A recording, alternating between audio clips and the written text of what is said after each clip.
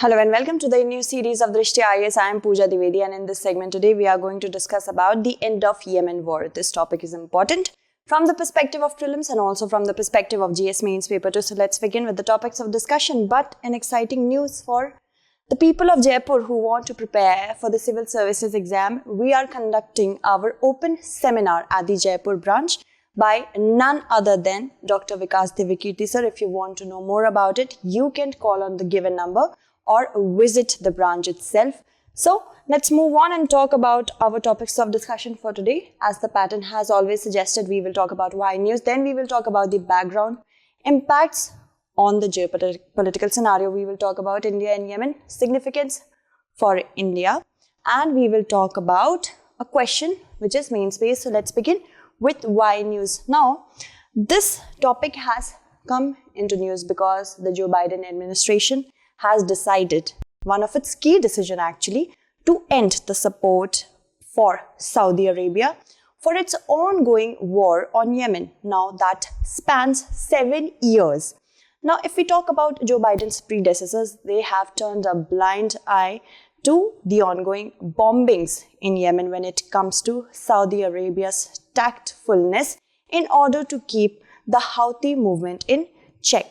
Moving on, let's talk about the background. First, we will see where Yemen actually lies. Yemen, a country in the southern region of the Arabian Peninsula, is sharing its borders with Saudi Arabia and Oman. And if we talk about its constitutionally recognized capital, it's at Sana'a, right? Now, if we talk about the modern Yemen was born in the year 1990 by the unification of the northern area, which was backed by the US and Saudi Arabia, and southern area, which was backed by USSR. So after that, a military ruler who was actually ruling in the northern region of Yemen by the name of Saleh. He was ruling this region since 1978, and he got the support of Saudi Arabia and the United States and actually held the leadership of the modern Yemen country since 1990. Now, after a period of time, just 4 years after he came into power for the entire Yemen region, secessionist movement started taking place in the southern region of Yemen, and many other militias, many other terrorist groups such as Al-Qaeda was there, which wanted to carve out its own territory. Then in the northern region, the Houthi movement, the Houthis, now they have their base in the Zayd Shiite groups. They raised their heads against the Saleh administration for 6 times between the year 2004 and 2010. Now, if we talk about the humanitarian, the civilian, the sectarian and geopolitical crisis in Yemen, it's because of the failure of a proper transition of political power. And if we talk about it, basically, after the spread of Arab Spring in 2011, what happened basically was the Saleh administration was charged with corruption, and because of the proliferation of the Arab Spring to the entire region, Yemen couldn't also be taken, it was also vulnerable. After that, charges of corruption were there, and the US did support Saleh administration. It was said that $850 million were given as a military aid to the Saleh administration. But in 2012, because of huge and popular pressure, the Saleh government, the Saleh administration withdrew in exchange of safe transit and in exchange of safety basic. And after that, post 2012, the Saudi-led coalition, the Gulf Cooperation Council, placed Mr. Hadi in charge. Now, if we talk about the current crisis, The current crisis is actually because of subsidy backlash.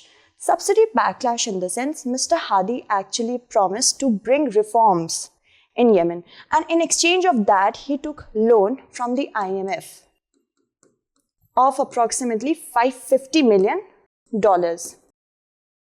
But in the year 2014, he lifted the fuel subsidy. Fuel became very costly, and because of that, there were huge protests in that entire region.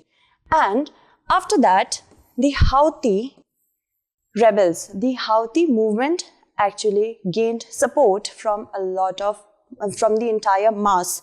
And because of that, in the year 2015, Hadi fled abroad. And after that, Houthi movement proliferated to the southern region, took over the constitutionally recognized capital Sana'a. And after that, many military divisions also came into existence. So if we talk about military divisions, the Houthi movement started gaining support from Saleh administration. And in reaction to this, the Hadi and other rebel groups joined hand in hand. And after that, there was the conflict proliferating in the entire region. As you can see, Yemen areas of control and conflict. This is sourced from BBC. You can see the region which is UAE-backed anti-Houthi forces opposed to the government, and the UAE-backed Southern Transitional Council forces. And the Houthi forces have actually more area than the Yemeni government forces, and over here in the entire picture. And if we talk about the conflict zones, they are proliferating. So this was the actual problem. So the Houthi movement, the Houthi rebels are actually Iran-backed militias, and because of that, Saudi intervention came. Because it's a sectarian conflict, that means Houthi is actually finding its core in the Zaidi Shiite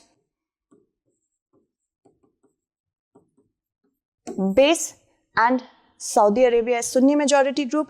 Iran, because of sectarian commonality, has the Houthi movement supported.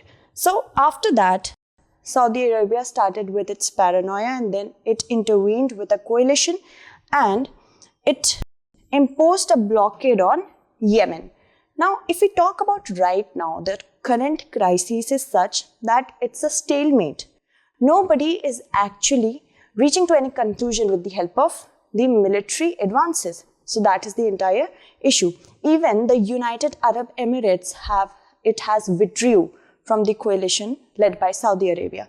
So now, as we can see, that the US is also not in favor of providing support to Saudi Arabia when it comes to the ongoing war. Now, if we talk about the impacts, first is the refugee spillover.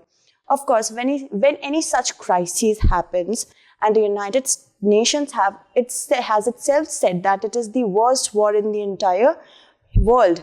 So the displacement, it's more than enough to rattle our minds, because this is a breeding ground of war. Many people have been displaced. This has been a ground of outbreak for diseases such as cholera, lack of medicinal, humanitarian support and whatnot. That is why they will proliferate to the regions of Saudi Arabia and Oman, where they will face much more vulnerabilities. Moving on, proxy wars. Now, it has unfolded into a proxy war. Now, when Saudi intervention came, it was basically to check Houthis.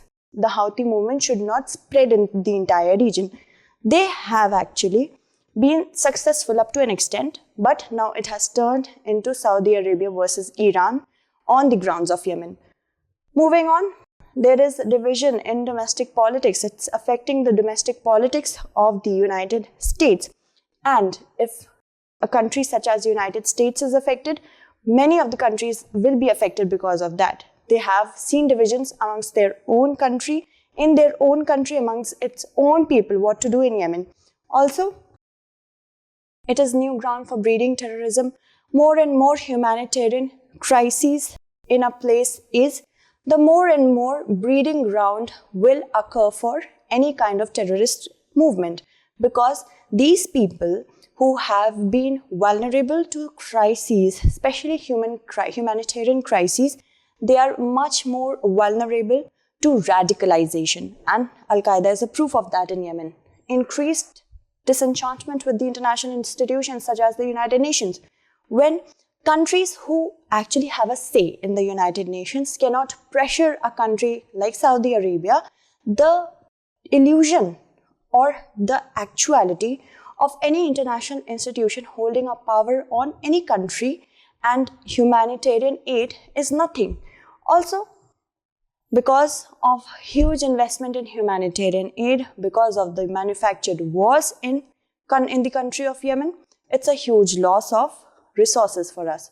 Moving on, let's talk about India and Yemen. Now, India and Yemen did have very strong trade relations even before Yemen was a part of British Empire, the British Empire. But after that, when the region, then known as Aden, it became a part of the British Empire in the year 1839.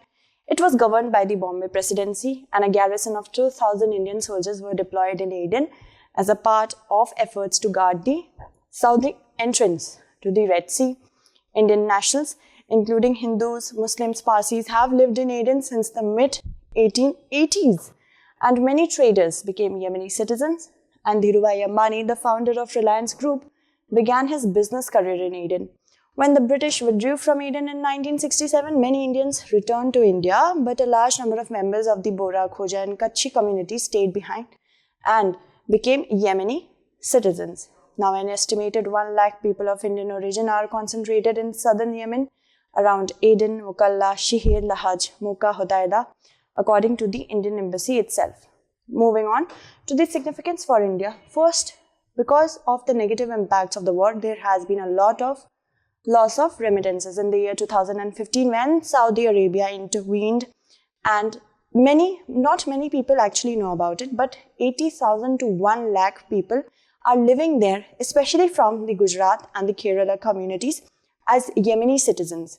So that is why we, in addition to them, we also have people in the white collar jobs, and also 70% of the people, the diaspora, is actually low skilled and unskilled workers. So that is why, because of intervention, the destabilization of the region, we have loss of remittances.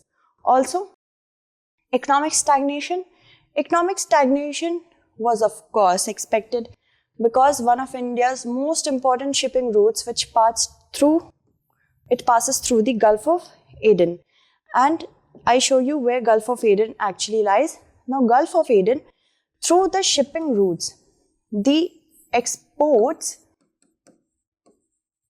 is approximately $60 billion and imports worth $50 million. So this was also impacted.